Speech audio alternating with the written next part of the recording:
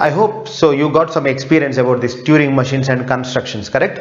Now we are going to take one more problem and we are improving our experience.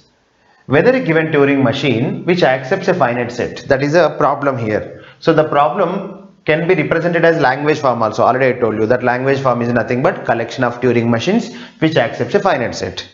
In the problem form, example, if I have to pose a problem related to the same thing, that means I pose like this: given a Turing machine, whether it accepts a finite set or not. Okay, both are same. So for that, really there is a total Turing machine. Then what is the functionality? What should the total Turing machine should do is, it should take input Turing machine, and if the Turing machine accepts a finite state, it should go to accept. If that Turing machine does not accept finite set, that means the Turing machine accepts infinite set, this should go to reject state. Such Turing machine, if you design, we say that whether a given Turing machine M accepts a finite set is decidable. Okay, but unfortunately such total Turing machine doesn't exist. Sir, how do you know that? I'm going to prove it. How you prove it? I will tell you. So already I proved some of the things, right? Did you remember? In the same way I'm going to do that. For that, the beauty is, otherwise heart of this entire logic is this Turing machine N, remember. So always I do the same thing. What I do is I construct a Turing machine N, and using that I'm going to prove that this kind of total Turing machine doesn't exist. How you see? For that, one more thing I'm going to take is usually halting problem. So this halting problem already we know that there is no total Turing machine, correct? Now I'm just explaining my process. What I'm going to do is, I'm going to prove that whenever this total Turing machine exists, then this for this halting problem also total Turing machine exists. If I prove that, you should agree, correct? Why? Because there is no total Turing machine for this one. Then this total Turing machine also should not exist, correct? But sir, please prove us that there is a relation between these two. That means what should I prove now? I should prove that whenever there is a total Turing machine for this one, then there is a total Turing machine for this one. If I prove that, then it is nothing but proving that there is no total Turing machine for this one, correct? Because already we know that there is no total Turing machine for this one. So let's begin with that. For that, what I do is, so what is our problem? Halting problem first. So halting problem does not have a total Turing machine, but I am going to construct, you see, which is impossible, but I am making it possible. So what is halting problem? Halting problem takes an input, and in that input generally that should be in the form of m hash x, whatever it is. If it is in the form of m hash x and m halts on x, then we accept, otherwise we reject. Such a total Turing machine is impossible. Okay, so halting problems total Turing machine should be like this. What is that? Given m hash x, if really the Turing machine m halts on x, we should accept. M does not halt on x, we should reject. Such total Turing machine is impossible. Remember it. Why I am telling so many times? Because it is very important thing. Because that is, this is the only thing we are going to use to prove that this total Turing machine doesn't exist. Okay, now what I am going to do is, I take input of this halting problem. What is that? M hash x, correct? Now I have to decide, the problem of halting problem is whether m halts on x. Such m and x I take. Based on that, I am going to create a new Turing machine. What that new Turing machine will do is, step number 1. So the Turing machine is designed such a way that it will remember m this x into its finite control. Finite control means code. Okay, so already I told you so many times that imagine a C program. In a C program, can we remember some of the values? Yes.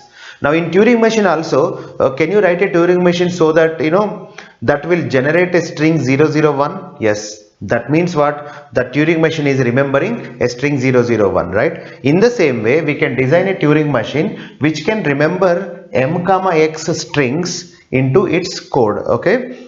So after that, what it is going to do, I will tell you. Let's assume that this is m, this is x. I'm just writing m and x here. So after that, through the program, your Turing machine is going to write m and x here. Yes, right. Already in its code, it is having the text of m and text of x. It will write them into its tracks. Okay. Assume that these are all multiple tracks of this Turing machine n. So your Turing machine n is going to write that m, this m and this x into its one of the tracks. After that, it simulates m on x. This is very important. If you understand this, everything is very trivial. Now it simulates m on x. Okay, why I am simulating m on x, I will tell you. So here whatever the input is given to this Turing machine, it will first simulate m on x.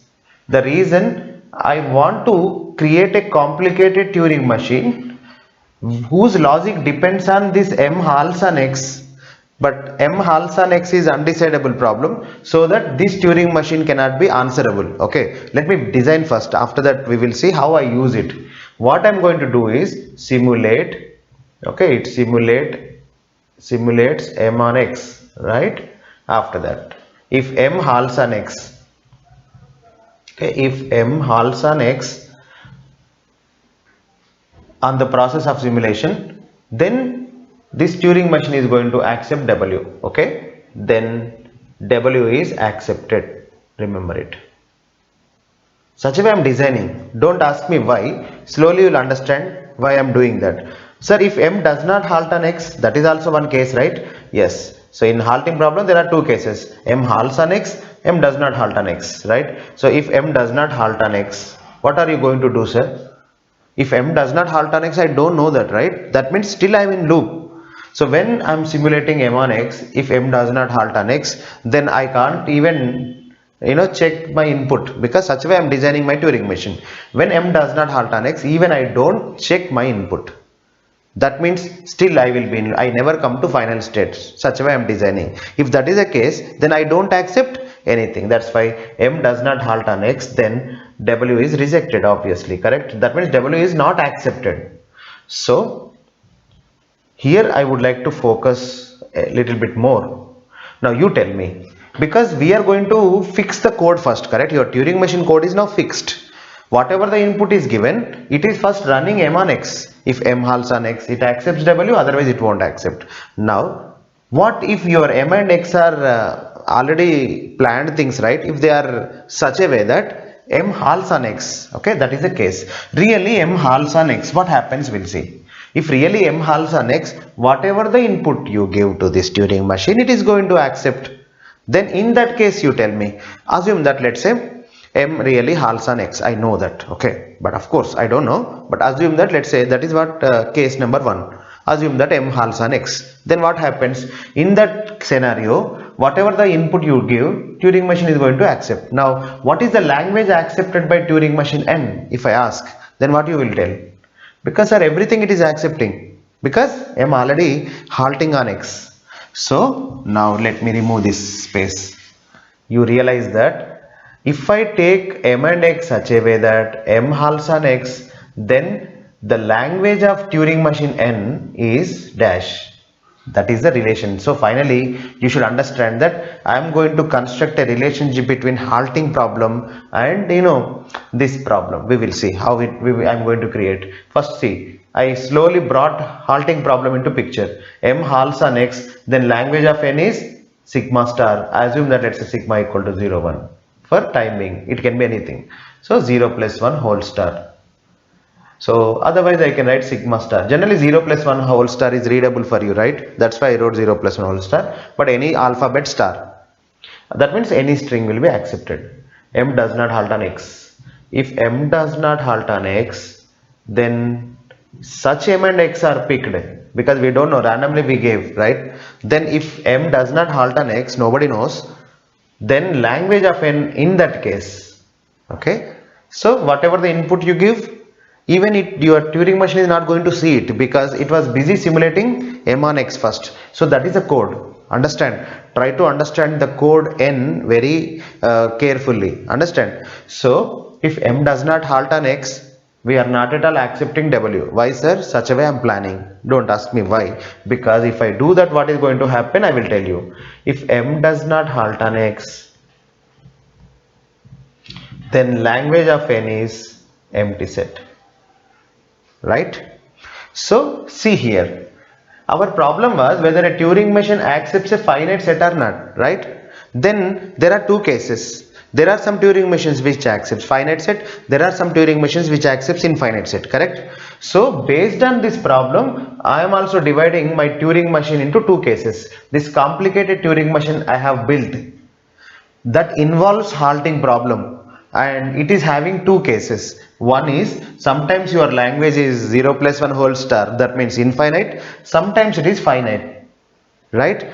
Whether your Turing machine's language is finite or infinite depends on m halves on x. Even I'm just giving more formal approach, but the clever people whoever watching my lecture, if you can summarize, you can summarize like this. Finally, m halves on x, then only it is infinite. M does not halt on x, then it is empty. Example, let's say you have God as friend. Okay, God said like this: God, what is the behavior of n, God? What is the language n accepts? Then God said, actually language n currently accepting empty set. He said like that. Whenever God says that language accepted by n is empty, then we know that this is the case. Then we can decide about m does not halt on x. That means I can decide about this m and x, then this problem can be solved. That is a trick. If you understand that, then anything can be solved. Okay, now see here. This total Turing machine, I know that this does not exist, but initially we thought it exists. Okay, so given a Turing machine, there is no machine which can tell whether the Turing machine accepts a finite set with clear vision. That means with clear responses. That means there is no total Turing machine. Understand? Now, example, let's say this is Raju's machine. Raju is boasting that he has a special machine. So for that, whatever the input is given, Turing machine, then he is telling that it will accept if the Turing machine accepts a finite set. If that Turing machine does not accept finite set, it is rejecting. Such total Turing machine, let's say he has, but we know that he cannot have that. My dear Raju, you can't have such machine. Then Raju says, no, I have. If you have such machine, then tell me about this complicated Turing machine. I will give you that complicated Turing machine to you. Okay? Then tell me about it. Then you will be, I know one thing, Mr. Raju, keep quiet. I know that you will accept it, otherwise you will reject it. You can't loop on n. That means you can't hide the answer. Either you should say I mean accept or reject. But we know one thing. If this n is accepted by this Turing machine, really such total Turing machine exists, then that means what? We know what already I explained you the functionality of this total Turing machine. Really this kind of total Turing machine exists, then if that total Turing machine says that n accepts, n is accepted, but this total Turing machine is a total Turing machine for this problem, correct? Whether a Turing machine accepts a finite set. You said yes, right? When you said yes means what? I can realize about my n.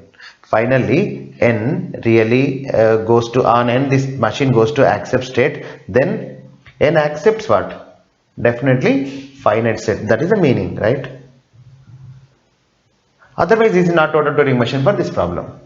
Okay, what if this n is rejected by this total Turing machine? Then for this problem, your Turing machine is not satisfied by this problem. That means n does not accept finite set. Now we see, Mr. Raju, if you really have a total Turing machine, then you will be giving me this kind of responses, correct? You say that sometimes you say n accepts finite set, sometimes you say n does not accept finite set. Whenever you say n accepts finite set, because already I know about my Turing machine, you see, whenever n accepts finite set, this is a case. Because here it is accepting infinite, correct? Then definitely that underlying m does not halt on x. If you say n does not accept finite set, that means n accepts infinite set you are saying, then the only case where my Turing machine accepts infinite set is when m halts on x. In any case, when you answer about my n, I can answer about m halts on x, but m halts on x is impossible problem. That means it is not a decidable problem, it is undecidable problem. For that there is no total Turing machine. But if you have this machine, then I can construct this machine, because I am deciding whether m halts on or not, m halts on x or not, correct? So using your help, I will take your code as sub function or subroutine. Using your help, then I can answer halting problem, which is impossible. That means you are also impossible. But if you help me, I can do the impossible thing. That's why you should not exist. That is a contradiction. Finally, this kind of Turing machine doesn't exist. That means given a Turing machine, whether it accepts finite set or not is impossible to tell for every instance. That means this kind of total Turing machine is not possible. but Turing machine might be possible, ordinary Turing machine. Okay, so I don't know, I'm just telling that, but definitely total Turing machine is not possible here. So finally, so whether a given Turing machine which accepts a finite set or not is undecidable problem. Remember one thing, I did not say that there is a Turing machine. Okay, I don't want to say that because I don't know, but I know that there is no total Turing machine for this problem. So in that way, now let me summarize it. Whatever the problem given in the exam, first you see here the problem is about whether Turing machine accepts finite set or not. Then I constructed my Turing machine by linking halting problem instance m and x, correct? I am linking halting problem to this problem, you see. So when m halts on x, I am accepting infinite set. M does not halt on x, then I am accepting finite set. In that way, so when the problem is about finite set, divide the problem into two cases: finite set, infinite set. Create a Turing machine, it will have two cases. In one case it should accept finite, in one case it accepts infinite. Okay, now example, the problem is like this: whether a Turing machine accepts epsilon. Then divide the problem into two parts. Design this Turing machine such a way that in some instances, that means if m halts on x, it should accept epsilon. If m does not halt on x, it should not accept epsilon. In that way, if you divide into two cases, mutually disjoint cases, then always we can trouble this total Turing machine. So there cannot be such total Turing machine. So for this problem, total Turing machine does not exist, then we can say it is undecidable.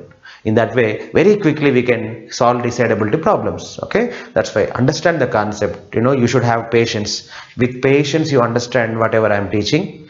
After some time you will master it. Then after mastering, you don't take half an hour of time. I am taking half an hour of time to teach you, but once you know the concept, it takes 1 second, believe me. Okay, yeah, one more problem: whether given Turing machine accepts a regular language or not, whether a Turing machine accepts context free or not, recursive or not. All these problems are undecidable, but I am going to prove it. Okay, you just remember them, but at the same time I am going to give the proof also. So we'll see the proof. The beginning always same thing, right? First of all, we assume that such Turing machine possible. That means there is a total Turing machine which answers this problem. That means for the total Turing machine, if we give input, then that is going to tell through accept and reject states whether the Turing machine accepts regular or not. Example, really this total Turing machine is a machine which is representing this problem. Then if you give input m, if m is if m really accepts regular language, then it is going to accept it. If m does not accept regular language, that means this Turing machine is not accepting regular language, then this Turing machine is going to reject it. Such total Turing machine is impossible to design. Why? Same thing. I am going to reduce this problem to halting problem again. I just challenge this Raju, who is the designer of this Turing machine, that my dear Raju, whenever you design this kind of total Turing machine which solves this problem, then halting problem also will be solvable. That means halting problem also will become decidable. That means for halting problem also, always I can tell whether m halts on w or not. Okay, how you see? So your problem is, let's say m halting problem, m hash x. Given m hash x, your question whether m halts on x or not. For that there is no total Turing machine. Now we are designing for whatever the Turing machine and whatever the input you want to check whether the Turing machine halts on x or not. Take that m and x, then create a new total Turing machine. Sorry, create a new Turing machine, not total. So that is n.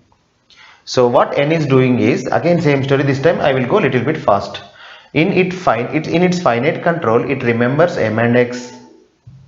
After that, n will simulate m on x. Let me write it. Okay, first step. Okay, remaining steps are already done. So the essential steps are m is simulated on, m is run on, I can say x.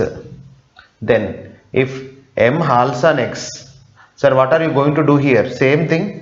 No, because see, problem is I am solving, let's say, this problem. Similarly, we can solve regular problem, recursive problem. What is our problem? Given a Turing machine accepts context free or something else is a question, right? Then we should write our Turing machine such a way that, so m halts on x, should go to one case, m does not halt on x should go to other case.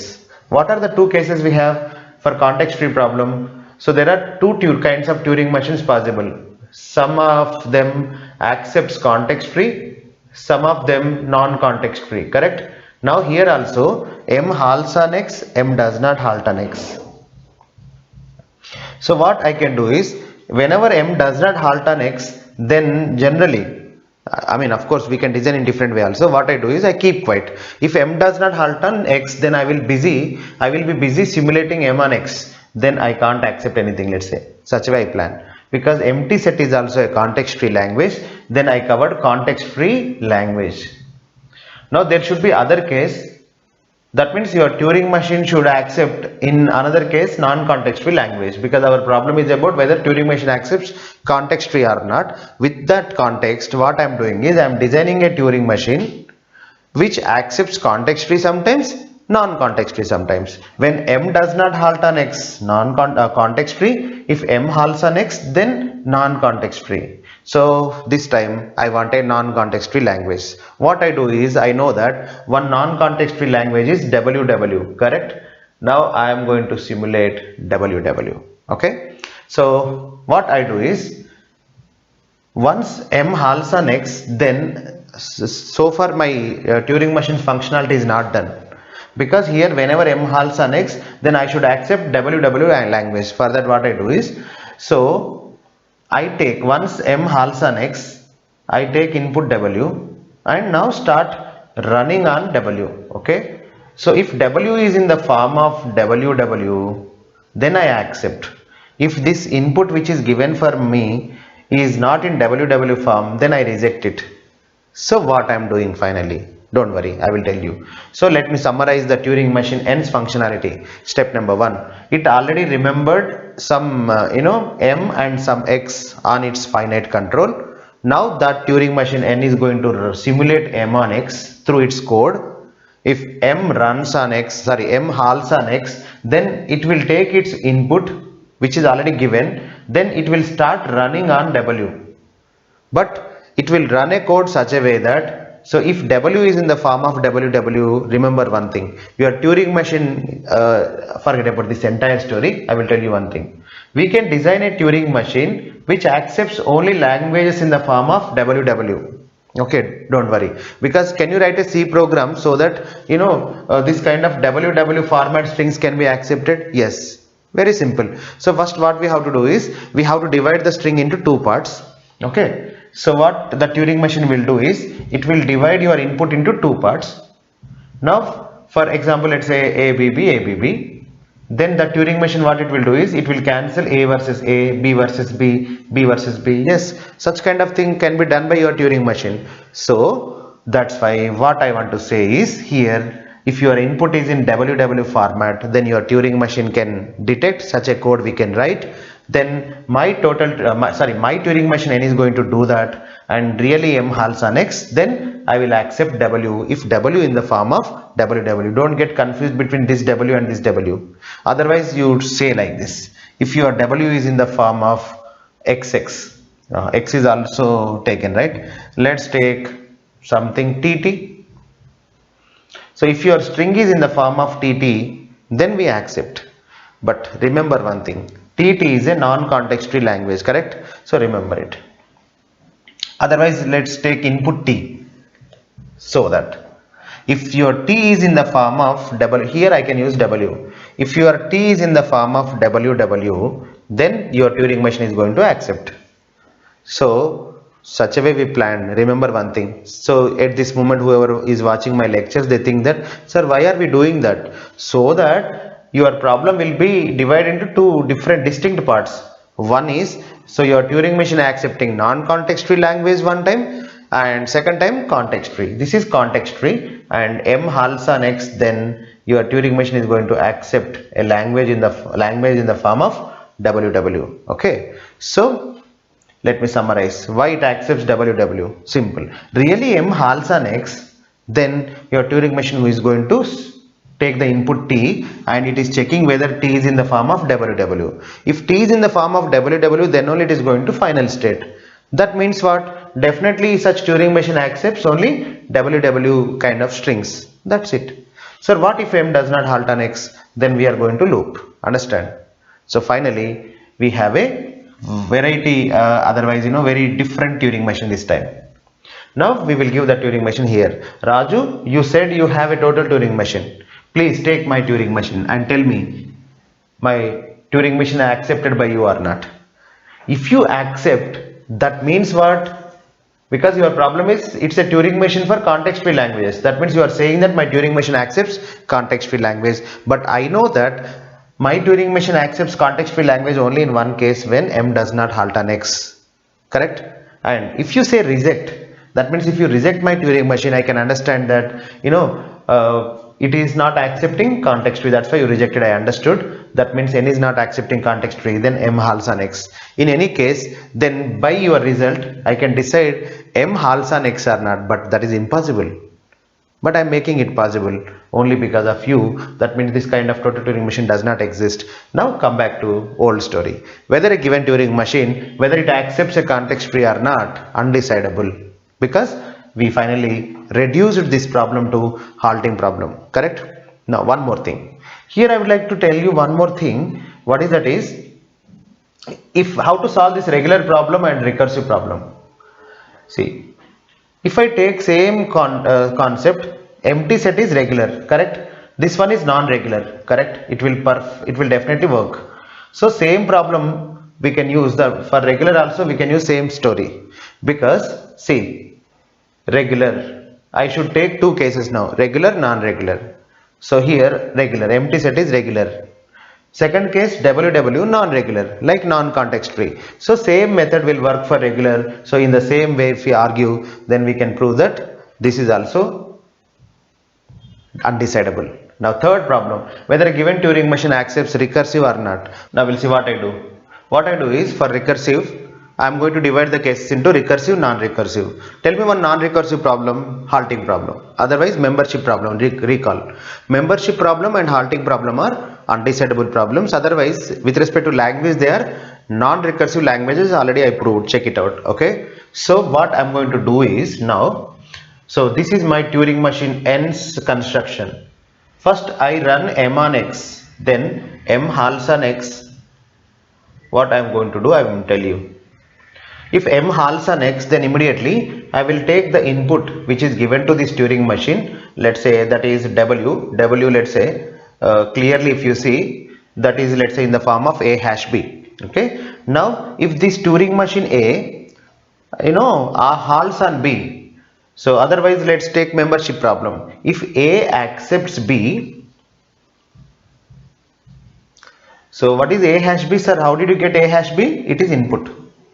So given input now will be executed under this Turing machine N. If A accepts B, then I am going to final state.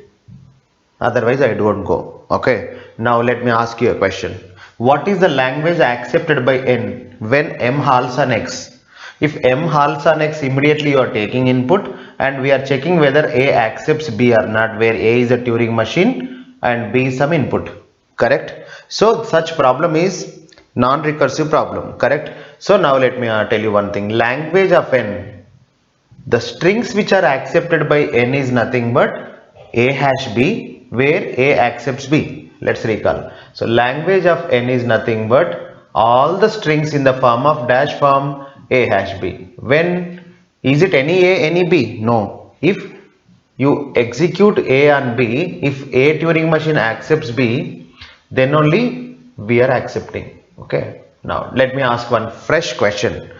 What is this language? Already we have seen A hash B, A accepts B. That is non-recursive language. Okay. Now finally, your Turing machine N, if it has this kind of construction, then it is going to accept non-recursive language. Let me summarize it. Your Turing machine, first of all, will run M on X, where M and X are familiar for you, right? And if M halts on X, immediately it will take the input, and in that input there will be hash, there will be A, there will be B, where A is the Turing machine code, B is some input, and your Turing machine n, this n is going to simulate A and B. That means Turing machine A is simulated on B. If A accepts B, then n accepts A hash B. If that is the input, right? Definitely we accept input. If this A doesn't accept B, then we don't accept. Now what are you accepting finally? We are simply accepting any A hash B whenever A accepts B. But such collection is non-recursive language. Remember it, sir. Understood. So finally the intention is creating a non-recursive language. Next, if M does not halt on X, if M does not halt on X, what you do is we can't do anything. If M does not halt on X, then keep on looping. When you loop, then we don't accept anything. See now. Your problem is given Turing machine accepts recursive or not. Then there are two cases. My Turing machine N accepts non-recursive languages sometimes, recursive language sometimes. Empty set is recursive. Why? Because you don't know, I think, right? Every finite language is regular. Okay, every regular language is recursive at this moment. You remember, I'm going to prove after some time if you don't have clarity. So there will be a circle. This is the language order. I'm going to prove that. Because why? It's very easy. This is, let's say, recursive language. All recursive languages. These are all context free languages. These are all regular languages. Already you know that every regular language is context free, correct? But every context free is not regular. Similarly, every regular language is recursive. That's why empty set is a regular language which is recursive. Recursive means what? There is a Turing machine. So for empty language also I can create a Turing machine. Correct or not? Yes. So I have to accept empty language. For that I can design finite automata. Yes or no? Yes. If you can design a finite automata, I can design Turing machine, because Turing machine is more powerful than finite automata. If finite automata accepts empty set, Turing machine also accepts empty set. That's why Turing machine accepts it. That's why I say this is recursive language. Okay, so definitely empty set is recursive for sure. Now this is non-recursive. Now the question is whether a Turing machine accepts recursive or non-recursive. For that we constructed a Turing machine. This Turing machine is accepting non-recursive and recursive in two cases. So when M halts on X, it is non-recursive. M does not halt on X, it is recursive. So here same problem, same story. So that's why it is not decidable. Correct? If it is decidable, then if you have total Turing machine, then we can decide M halts on X. Correct? By asking this about this Turing machine N. We have seen already. Correct? So that's why this all these problems are undecidable. Right?